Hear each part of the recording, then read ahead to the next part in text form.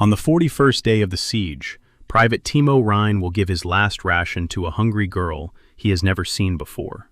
All of it, without asking her name or how she came to be among the ruins. Only that evening will he learn that her mother is Queen Veris, and before dawn, he will find himself standing before the Queen herself, when his life will depend on a few words spoken aloud, along with the lives of hundreds of residents, and the first chance in a long time to stop the fighting. But none of that had happened yet. There was only the shattered district, which Timo crossed in short stretches. Up to the corner, a glance through the breach, 2 steps along the wall. Something struck in the distance, and he crouched before turning his head toward the sound. His hand automatically checked his belt, the fastener on his pouch, and the flap of his left breast pocket. A hard rectangle lay beneath the fabric, his only remaining ration bar. Timo did not open the flap. At the next wall, he took the canteen from his belt, raised it to his mouth, and held it tilted for a long time. There was no water. He put the canteen back on his belt and moved on, no longer straightening up all the way. That was how he reached the central market. All that remained of it were a few walls, a leaning canopy, and rows of stone stalls covered in broken glass. The wind drove gray dust between them. Timo crouched beside a breach, rested his palm on his left pocket, and closed his eyes for just a second. That was when he heard the scraping. Not footsteps, not a weapon. Someone was persistently scratching at metal. A girl was sitting behind an overturned stall, about 7 years old, no more. Her clothes were covered in dust, and her hair clung together at the temples. There was no patch or insignia that could tell Timo who she was. Not that he was looking for one. An overturned mess tin lay in front of the girl. There was nothing inside it. Only a single black grain lodged in a crack near the rim, burned onto the metal. The girl tried to pry it loose with her fingernail. Her nail slipped. She tried again. She dug out the grain along with some dust, quickly licked her finger, and immediately peered into the crack to see if anything else was left. Timo's hand moved toward his belt out of habit, but this time it passed over the pouch. His fingers settled on the flap of his left breast pocket and opened it, without hesitation, without the kind of inner struggle that could later be turned into a good story. Timo pulled out the ration bar before he had time to decide what he was doing. The package was slightly smaller than his palm, olive green and matte, with crumpled corners. An embossed stamp showed through the foil, and below it, in someone else's handwriting, were the words 41K.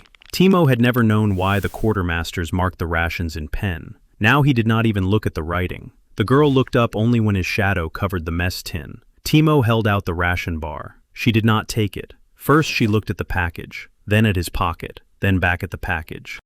There was no gratitude or joy in her face, only the distrust of someone who knew all too well that no one gave away a whole ration for nothing. Timo placed the ration in her hands. He did not break off half. He did not keep a piece for the evening. He did not open the package to make sure she ate it there. He simply let go. The girl pressed the ration bar to her chest, stepped back twice, then suddenly held it out to him, whole, unopened. She looked at Timo's empty pocket. She understood before he did. Timo explained nothing. He gently covered her fingers with his and curled them around the ration bar. Her thin, frozen fingers did not close at once. Then, he nudged the package toward her, released her hand, and walked away. He never asked her name. After a few steps, his hand followed its usual path over his belt, brushed the pouch, and settled on the fastened flap of his left breast pocket. There was nothing beneath the fabric. Timo stopped. His stomach cramped so sharply that he had to bend over and brace one hand on his knee. Only now did his body understand the cost of what his hand had already done. He waited for the spasm to pass, straightened only part way, and continued his patrol.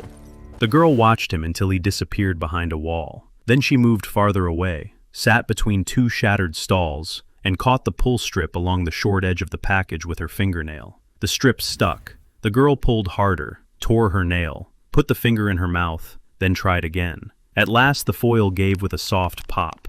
The smell of salty grain paste came out at once. The girl froze over the open ration bar, as if afraid the food would disappear if she blinked. Then she took a small bite, chewed. The next bite was bigger. By the time Timo reached the first corner, she had finished the ration bar and was smoothing the empty wrapper across her knee. A tiny code remained on the inside of the short edge. She could not have known what it meant. To her, It was simply good foil, not something to throw away. The girl carefully folded it in half, then in half again, and tucked it into her waistband. At 9:11, a surviving civilian medical reader picked up a response from the bracelet on her wrist. First, the officer on duty saw Niall's secure code, then a fresh pulse trace. Then the system compared her blood and found the inherited Veris marker. One after another, signs appeared that could not have come from a dead child. But the address had been lost. The damaged network retained only the time of the scan and the fact that the reader belonged to the northern half of Kern. Not the street, not the building, not the basement where the girl was hiding the folded foil at that very moment. At 9:18, the message reached the duty officer of the Queen's personal guard. At 9:24, he sent a single authenticated packet to Search Command. Without a second confirmation, without a new order, without first trying to determine whether the machine had made a mistake, the packet contained enough. Niall's status was changed from dead to alive, locate. 6 individuals under the protection of a neutral medical passage were assigned to check the surviving civilian readers throughout the northern half of the city. Overseer Sken was given 2 biosensors in the same packet. Conduct a continuous sweep for the carrier of the inherited Veris marker. The 2 searches began at the same time, from opposite edges of Kern. One was looking for where she had been, the other was looking for her. The first group moved toward the eastern outskirts, where the old readers were still listed in the city registry. There, they almost immediately ran into closed routes. Not locked doors, but streets that could no longer be crossed. One was blocked by fresh rubble, another was under fire from above, and a third ended at a collapsed floor. About 5 days before the siege, Niall had been brought to Kern with 1 trusted official and 2 guards. Officially, she was there to conclude a private diplomatic contact. In truth, she had been taken away from the capital, where a hostile court faction was gaining strength. Her escort had verified escape routes and a backup plan, but the shooting began with 3 days still left in the diplomatic window. Within hours, every exit closed, one after another. On the 3rd day, they took her through a civilian corridor near the eastern outskirts. At that moment, artillery struck the corridor. The official was killed instantly. 1 guard was buried under the rubble and later captured by the humans. The other made it back to his own side. He gave an honest account of what he had seen. The building had collapsed. He had not found the child, and Niall had not survived the strike. He was not lying. He simply did not see the girl slip into a drainage channel beneath the road 1 second before the blast. By the time the group checked the ruined corridor and found no living signal there, Sken was already leading the biosensors through the neighboring districts.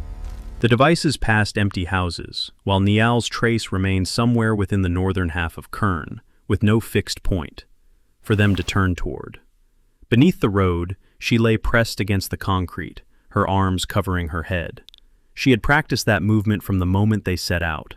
Loud sound, lie flat, cover your head. Then she climbed out alone into the ruins of the Eastern District. No documents, no communications, and with one instruction that had held more firmly than anything else: hide, trust no one in uniform, wait for a familiar face. The familiar face never came. The small group checked basements, medical stations, and the remains of civilian shelters, while Sken shifted the search line several streets over. In the empty basements, they found signs of recent occupation: crushed packaging, disturbed dust on crate lids, scraps of cloth, but not one sign they could confidently link to a living child. Niall remained there for about 17 days. She moved only at night. In abandoned homes, she found sealed caches, canned rations, water, and dry provisions left behind by residents who had managed to escape. She took exactly as much as she could carry and never stayed near a cache. By the 5th day, the surviving guard's honest report had reached his own side. According to all available information, Niall was presumed dead. To send people after her again, they would have had to either reveal the secret diplomatic contact or repeat the already failed extraction from the besieged city, this time without the cover they had before. There was no organized search. And in the combat sector, no one expected to encounter a child. So the empty basements looked to the searchers like nothing more than empty basements. Then, the eastern ruins became an active combat zone. There was no day when Niall decided to head toward the center. One firefight after another made one hiding place unusable, then the next. She moved on when staying was no longer possible. The humans advanced, and with them, the space in which she could remain unseen grew tighter. Sken received another string of empty points. His biosensors passed through houses where, until recently, she could have waited out the night and found nothing but rubble. The small team fell behind because every surviving scanner had to be checked by hand. By the 20th day, Niall was no longer hiding in the eastern part of the city. The advance had forced her out. By the 38th day, the last food cache was empty. By the 40th, she had stopped getting away from human positions in advance. It required strength she no longer had. She could still hear the uniforms before she saw them, but now all she could do was freeze and hope the footsteps passed her by. The central market was no longer a choice, but the place the streets had driven her to. Niall spent nearly 2 days in its ruins. There were walls, stalls, and enough debris to disappear among it, if no one looked closely. But now they were looking. One search party entered the northern sector from the east. Sken closed off the other edge, and the 2 biosensors began responding to the same marker. Not an exact location yet, only a distance that shortened with every pass. In the market, Niall raised her head. A uniform appeared between the breaches, then another, farther off, near the leaning canopy. She immediately clutched the empty wrapper to her chest and backed behind a broken stall. Her body was already preparing to run, toward the darker places, away from the people, to the next opening. But the strength she had once been able to draw on was gone. Her stomach cramped with emptiness, her legs faltered, and for a moment, Niall braced one hand against the stone. The uniform was coming closer. The live signal that was supposed to bring her home had turned the market into the place where she was about to be found. And when the girl finally forced herself to stand, there was almost nowhere left for her to run. Niall made it to the passage between 2 rows of stalls, just as the first biosensor lost her. There were too many living people in the market. People were being pushed out of basements and surviving shops. They clustered under the canopies, pressed against the walls, blocking one another. On the operator's screen, Niall's marker sank among dozens of bodies. The device showed that she was somewhere nearby, but it could no longer separate her from the crowd. Sken ordered the square cleared. No one was beaten. The uniforms simply moved forward in a line, forcing people to leave the market through the southern passages. The crowd reluctantly streamed through the ruins. Some carried children, some supported the wounded, and some dragged sacks containing everything left of their homes. Within minutes, the market had emptied enough for the biosensor to distinguish individual signals again. And at that same moment, Niall lost her cover. She moved with the others, her head lowered. But at the exit she spotted uniforms ahead and slipped into a side passage. The operator raised a hand. A clear signal appeared on the device. Sken rushed toward it with 4 escorts. They crossed the market, rounded the leaning canopy, and surrounded the stone booth indicated on the screen. Its door had been torn off. Inside were old baskets, rags, and the print of a small pawn in the dust. Niall was already gone. The biosensor could not track her. It showed only where her body had been at the moment of the signal. While people moved aside and Sken ran toward the spot, the girl had time to reach the next alley. The cart could not follow her there. One operator removed the device from its mount, hugged the heavy casing to his chest, and continued between the walls on foot. Its range was immediately cut in half. Now they had to stop at every turn, wait for the screen to clear, and only then choose a direction. Niall could hear them behind her. She turned again, squeezed through a breach, and found herself in a courtyard hemmed in by buildings on every side. The far archway was blocked by rubble. The ground floor windows had been sealed with stone at the start of the siege. Only one door remained, but there was no staircase behind it, only a collapsed floor. In the alley, the device gave a short beep. The second signal was stronger than the first. Sken blocked the only exit and repeatedly ordered Niall to show herself. He spoke calmly, called her by name, and told her to come out with her hands raised. There was no answer. The girl sat behind a crumbling wall with her knees pressed to her chest. She recognized the language, perhaps even some of the words, but she recognized the uniforms too. And the last instruction she had carried with her since the corridor was destroyed was simple: never come out to strangers in uniform. Sken could have entered the courtyard. He could have ordered the wall dismantled or sent his people in one at a time. But then the cornered child would have crawled beneath the rubble, and the rescue would have ended before anyone even touched her. A brief request went to the northern post: find a familiar voice. The palace service pulled the records of the escort detail that had brought Niall into Kern. The official was dead. One guard had returned and already given his report. The second had been listed as missing since the strike on the corridor. They contacted the human side. The answer came almost at once. The guard had survived, been found under the rubble, and was being held prisoner. The palace service asked neither for his release nor for the prisoner to be handed over. They asked only that he be allowed limited involvement in rescuing a child trapped inside a sealed courtyard. The humans agreed to one action. The guard was brought in under escort. His restraints were left in place. 2 human soldiers led him to the courtyard entrance and remained on either side of him. Sken pulled his people back so that Niall would not see yet another wall of unfamiliar uniforms in front of her. The guard called her name. Nothing changed behind the wall. Then he gave the same short command, the one he had used during the evacuation. Show empty hands first, then take 1 step and stop. A hand appeared from behind the rubble, then a face. Niall saw the guard, the restraints on his wrists, and the humans beside him. She did not run to him. First she followed the command to the end. She stepped out, took 1 step, and froze. The guard quietly told her she could come forward. Only then did she cross the courtyard. At the exit, she was met by 2 unarmed representatives, one from each side. Niall allowed them to examine her, but she would not give up the folded foil tucked into her waistband. The guard asked nothing more of her. As soon as the girl entered the passageway, he was turned around and taken back into custody.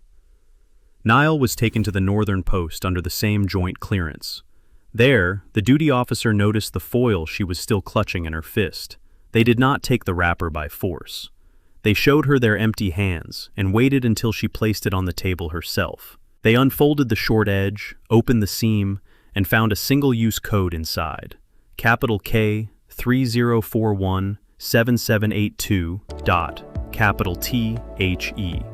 Code was sent through the medical ration recall channel. That channel did not allow them to request the soldier's history or the location of the encounter itself. It returned only the recipient of that specific package and his current post. A human quartermaster checked the log. The code appeared once. Private Timo Rein, evacuation triage post. The palace service could now submit a second, targeted request. Only the contact record associated with that package. The human archive verified the signature, name, and duty station, then returned an unbroken, secured segment from Timo's body recorder. The recording added no fine words. It left only what could be verified. That morning, Timo had 1 sealed ration in his left breast pocket. Every other compartment was empty. Before the encounter, he had received no other food, no order to hand over the ration bar, and no message containing the girl's name. There had been no exchange either. Timo was the first to move. He took out his only package himself, held it out whole, and opened his fingers after Niall touched the foil. The segment was sent to Veris. She watched it to the end, then ordered them to replay the final seconds. The recording played again. Timo holds out his hand. Small fingers touch the package. His palm opens. Veris ordered them to play it once more. After the third viewing, she spoke the name she had just received from the human log. Private Timo Rein was to be summoned in person at once. At 1918, Captain Ela Muru found Timo by the wall of the evacuation post. She held a thin folder in one hand and a single-page printout bearing a seal and verification signature in the other. The archive response had arrived 25 minutes earlier, but Muru still checked the name on the page against Timo's name patch one more time. Private Rein. He straightened. The captain held out the printout, but did not release it at once. This is a certified extract from the pre-war neutral archive for child evacuations. The identification marker is a match. Timo took the page. The paper trembled in his fingers just once, then went still. At the top was a name. Niall. Age, 7. Below it were several short lines, each bearing an archive notation. Timo skimmed them without pausing until he reached the field where the captain had placed her finger. Mother. Queen Veris.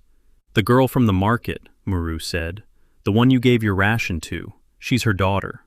Timo started to breathe in and stopped halfway. The page remained before his eyes, but he could no longer look at it. His left hand rose to his breast pocket on its own. His fingers found the flap, gripped the fabric, and pressed it flat against his chest. There was nothing beneath it. His empty stomach cramped so sharply that Timo doubled over. The paper rustled in his right hand. He kept his left hand on the pocket, as if his body were still trying to find the weight of a whole ration bar there. Muru stepped closer, but did not touch him. Timo slowly breathed out, took half a step back, and braced his shoulder against the wall. He stood that way for several seconds, blinking hard. Then he looked again at the line naming the mother. The captain released the edge of the folder. The extract is yours to keep. Receipt will be recorded. A command for evening formation sounded from the courtyard. Timo folded the page once and slipped it into the inner compartment of his jacket. His palm passed over his left pocket again, now fastened and flat.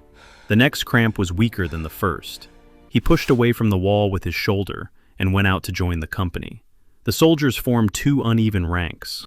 The duty officer walked down the line, carrying a stack of identical pages. Each one already bore the battalion commander's signature, with the intended recipient's name printed on the top line. This was not a general command that could be misheard. The pages were issued one at a time, each requiring the recipient's signature. The officer stopped in front of Timo. "Private Rein, receive your orders." Timo took the second page. The first was still tucked inside his jacket, against his chest. The duty officer began to read aloud. By 6 o'clock the following morning, Private Timo Rein was to join a search detail and return to the southern buffer zone. The sector number matched Timo's daytime route: the central market, the neighboring homes, the basements, and the passageways between them. The same streets he had already walked without food or water. The same walls, with Niall sitting behind one of them. But this time, he was not being ordered simply to pass through the sector. First, enter the district, then search the homes and shelters. Find every Ket civilian, detain them with his own hands, and personally deliver them to the regimental intelligence collection point. The duty officer neither hurried nor lowered his voice. He stated each action separately so that no one in formation could later claim they had misunderstood the sequence. Find, detain, deliver. Timo held the order in both hands. His thumbs rested along the edges of the paper without covering a single line. The officer read the condition printed below. Any civilian found by the group but not delivered to the collection point would automatically be classified as a combatant being concealed. Leaving someone in a basement, allowing them to escape, or failing to report contact would mean more than simply disobeying an order. It would mean marking that person as an enemy. Then came the penalty: evasion of a search operation, incomplete execution of orders, concealment of contact with the enemy, court-martial under the statute on aiding the enemy. In wartime, the sentence could be death by firing squad. In front of the entire company, the officer placed the signature tablet on top of the order. The deadline is 0600, before the changing of the guard. Signed to acknowledge receipt. Timo took the pencil. Beneath the inner layer of his jacket, the edge of the first paper rested against his chest. It bore the name of the girl to whom he had given everything he could give. Under his pencil lay a second sheet, ordering him to return to the same place and take other people by force. He signed it. The duty officer checked the signature, removed the tablet, and left the order with Timo. The document had been signed by the battalion commander, formally acknowledged, and was already in effect. Muru approached the formation before the officer could move on to the next soldier. "Private Rein, remain here. Queen Veris has summoned you personally." Timo remained standing with two sheets of paper. One told him whose daughter he had saved from starvation. The other gave him until dawn to do the opposite to everyone else. A single clearance record was placed on the table before Timo. Not two passes that each side could interpret its own way, but one number, one name, and two signatures. Private Timo Rein, unarmed, summoned under guarantee of return. The human signature authorized him to leave his post temporarily. The Ket signature confirmed that he would enter as an invited guest, could not be detained, and had to return by the stated time. Once Timo was back with his own side, both parties were required to enter matching confirmations of his return under the same number. If those confirmations were missing, the violation would remain in the logs, not as a dispute, but as an unfulfilled guarantee from Veris. Captain Muru checked the number and said, "Your order remains in effect. The deadline of 0600 has not been suspended." The Ket representative confirmed this without looking up from the record. "And you have no authority to negotiate," Muru added. "You answer only for yourself." Timo removed his weapons belt and placed it beside the logbook. Then he drew both sheets from inside his jacket. He left the extract bearing Niall's name against his chest. He folded the order and put it in a pocket. He did not touch the empty left breast pocket. The record was opened. Veris waited at the end of a long table, slightly off-center in the room. She did not come forward to meet him or invite Timo closer. She simply laid both palms flat on the tabletop. Representatives of both commands and 2 medics were in the room, but every eye was on her. Even when Timo entered, no one spoke before the Queen. She studied him a little longer than it should have taken to recognize the man from the record. There was neither gratitude nor anger in her face. No movement at all that might help Timo understand what was expected of him now. "Why did you give her food?" Timo swallowed. The question was delivered so evenly that she might have been asking about an item left in the wrong depot. "She was eating dirt, my lady." Veris did not move. "I am asking why you gave her your last ration." "I didn't have time to think."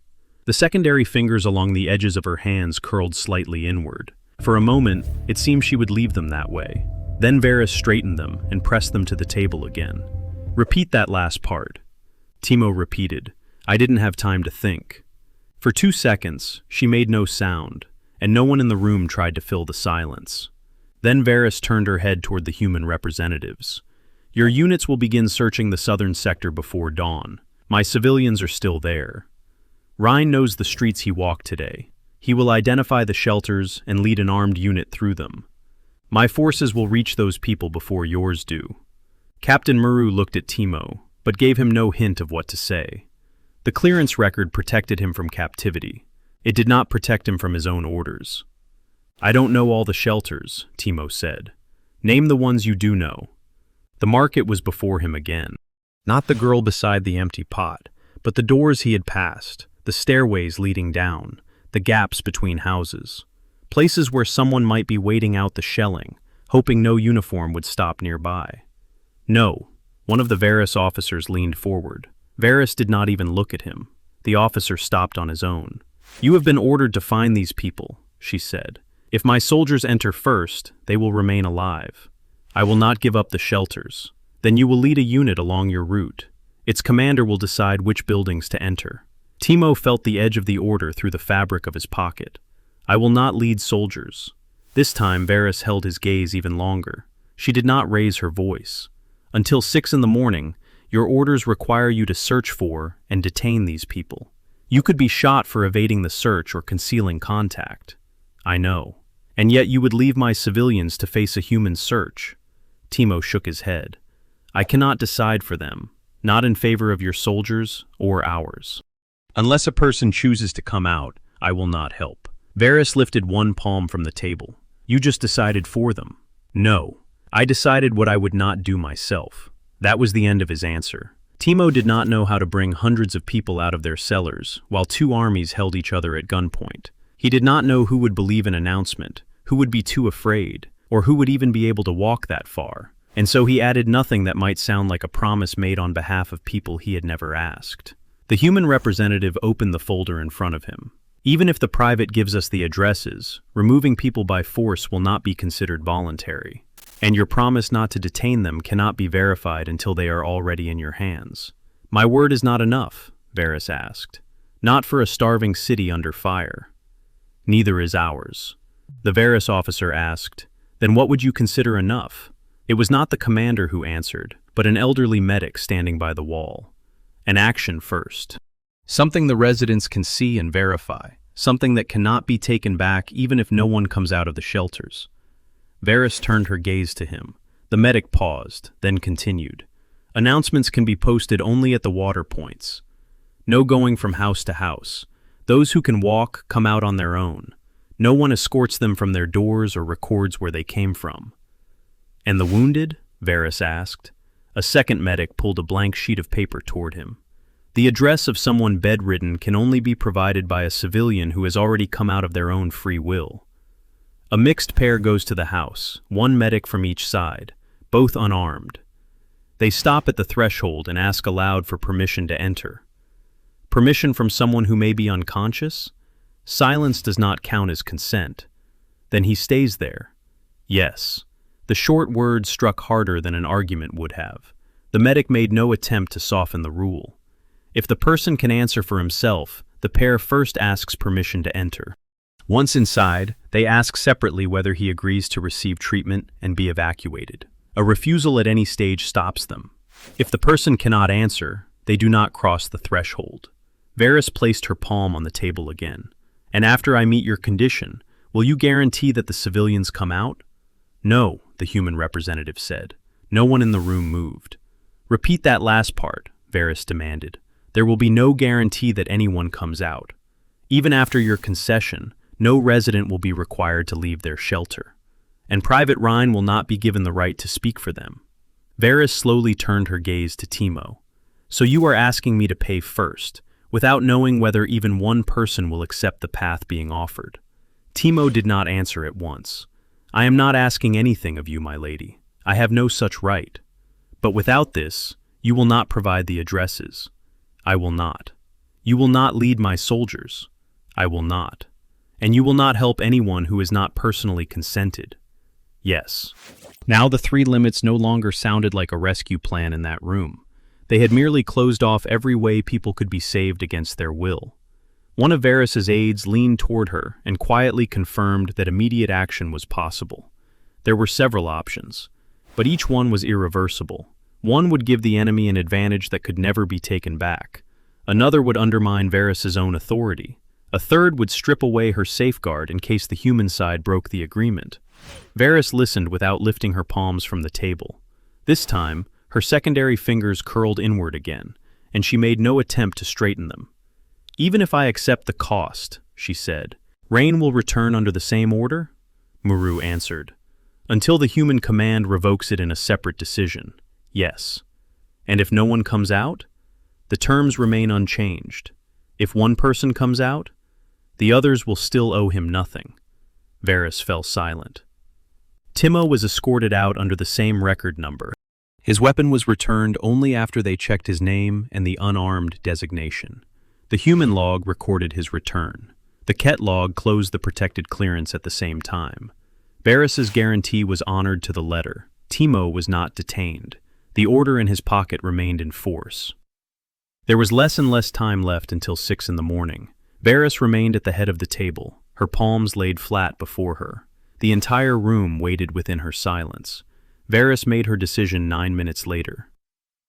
Her voice was transmitted simultaneously to both command posts, the northern post, and Kern's 3 water points. My daughter Niall has been found alive. Before the siege began, she was in Kern in connection with a secret pre-war contact between our two sides. I concealed that contact and believed my daughter was dead. Both statements are confirmed by archival records, which as of this moment are open to representatives of the human command. She did not wait for anyone to respond. All Ket guns are to cease fire for 1 hour. Open the northern gates. Release the human prisoners from the northern sector immediately, before the first civilian leaves Kern. At the Ket positions, the orders were already being relayed to the gun crews. The gunners took their hands off the triggers. The loaded guns remained trained on the city, but fell silent. The northern gates opened first. The human prisoners came out. There was no exchange, no column coming the other way, and no guarantee that even one Ket would emerge from Kern. They were released in groups of 5.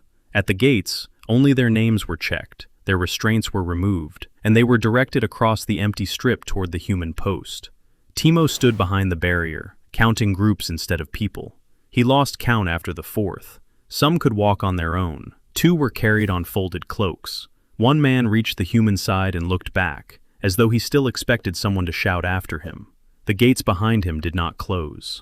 Only after the last freed prisoner had reached his own side was Captain Muru handed the corresponding document. She read both lines aloud. The order instructing Private Timo Rein to search for and detain civilians was revoked. The detention, interrogation, or forced escort of any resident making use of the voluntary exit was prohibited. The document bore the signature of the same battalion commander who had sent Timo out on the search that evening. Muru took the old order from his pocket, placed it against the new sheet, and struck through the seal. As of this moment, it is no longer in force.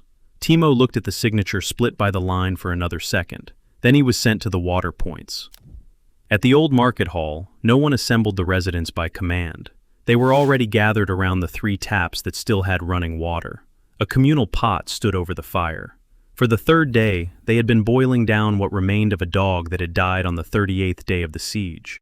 Beside it lay strips cut from harnesses, pieces of bark, and gray moss scraped from the walls. There was no line. People came up, received a few swallows, and moved back to the walls. They had stopped arguing over their place long ago. Timo positioned himself where those nearest could hear him. The northern gates are open. The prisoners have already been released. The guns will remain silent for 1 hour. Anyone who wants to leave goes on their own. There will be no searches and no detentions. No one will enter the houses. He repeated it at the second water point, then at the third. He named no shelters and did not ask anyone to believe him. The people checked for themselves. First, they listened to the city. Beyond the walls, the usual explosions were absent. Then a man who had seen the freed prisoners at the northern post made his way to the water. He confirmed that the gates were open and people were being allowed through to their own side. 2 women from the outskirts said the same soon afterward. The first to go was an old woman with a tin mug. She did not give it to her neighbor or gather any belongings. She simply took a few steps toward the northern street, stopped to listen, and continued on. 2 children followed her, carrying an empty container between them. Then came a man who could barely put 1 foot in front of the other. No one formed them into lines. Long gaps separated the first people dot. At the gate, the old woman raised her hands. The unarmed inspector asked her to lower them and keep moving. She was not searched. No one asked for her address. No one recorded which house she had come from. Those behind her saw this. The gaps grew shorter. Families, people on their own, and children who until then had moved through the ruins in pairs and threes without adults, began making their way from the water points. Some carried bundles, others came out empty-handed. Several were supported by the residents themselves, 1 person under each arm. By halfway through the hour, about 330 people had passed through the northern gate. They began giving addresses only after they were through the gate, not to the soldiers, but to the medics. My brother is lying in the cellar on the corner. He is conscious. There is a woman in the house behind the old stable. She has not been able to get up for 2 days. An old man was left by the northern wall. He can hear, but he speaks quietly. 2 medics were sent to each address, 1 human and 1 ket. Both left their weapons at the post. They stopped at the door and identified themselves. Even if the entrance was open, they did not cross the threshold.